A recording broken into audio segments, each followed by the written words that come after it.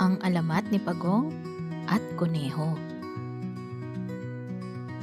Noong unang panahon, sa isang payapang kagubatan, naninirahan sina Pagong at Kuneho. Sila ay magkaibigan. Kahit magkaibang-magkaiba ang kanilang mga ugali, si Pagong ay kilalang masipag, matyaga, at mabait sa lahat ng nakakasalamuha niya. Sa kabila ng kanyang kabagalan sa paggawa ng mga bagay, pinapahalagahan niya ang pagiging maingat at matino sa bawat desisyon. Hindi siya padalos-dalos at iniisip muna niya ang maaaring kalabasan ng kanyang gagawin bago kumilos. Si Kuneho naman ay kabaliktaran ni Pagong. Siya ay mabilis at maliksi sa lahat ng bagay. Palagi siyang nauuna at nananalo sa kahit anong laro sa kanilang bayan. At dahil dito, siya ay naging mayabang. Ginagawa niya ang lahat ng nais niya nang walang pagdadalawang isip. Kahit hindi niya iniisip ang maaaring mangyari, para sa kanya, basta mabilis, panalo. Isang araw, habang naglalakad si Kuneho sa kagubatan, nakakita siya ng mataas na puno ng mangga. Agad niyang naisip na akyatin ito upang maabot ang matatamis na bunga sa itaas.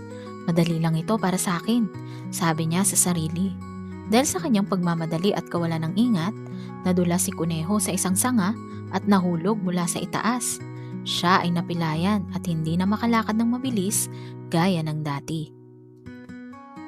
Dumaan si Pagong at nakita ang kanyang kaibigan na hirap sa kanyang kalagayan.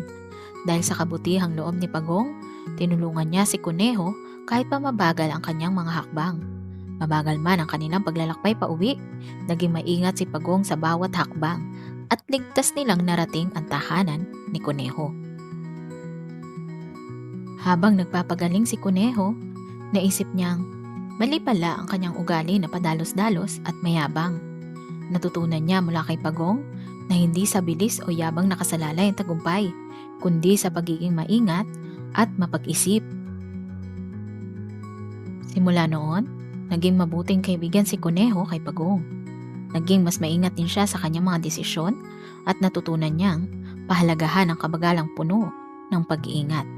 Si Pagong naman, bagaman mabagal, ay kinilala ng buong kagubatan bilang isang tunay na huwaran ng kabutihan at karunungan. Aral ng kwento? Hindi sa bilis o galing nakukuha ang magandang resulta. Ang maingat na pagdedesisyon at pagiging mabuti ay nagdadala ng tagumpay at kasiyahan sa dulo. Mga tanong sa pag-unawa. Una, bakit nahulog si Kuneho mula sa puno ng mangga? Pangalawa, ano ang natutunan ni Kuneho mula kay Pagong? Pangatlo, paano pinakita ni Pagong ang kanyang kabutihan sa kwento? Salamat sa pakikinig! Kung nagustuhan ninyo ang kwento, huwag kalimutang mag-like, mag-share at mag-subscribe para sa mas marami pang mga kwentong pambata. Kita-kits sa susunod na kwento.